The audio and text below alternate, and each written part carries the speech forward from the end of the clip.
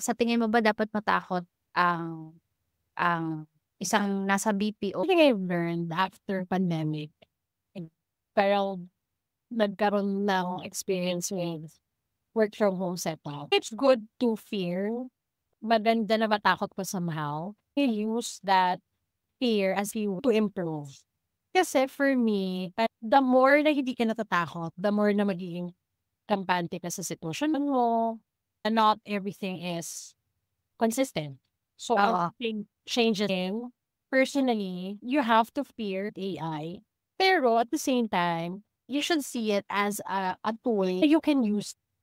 Matakot ka para ma-improve mo yung sarili mo.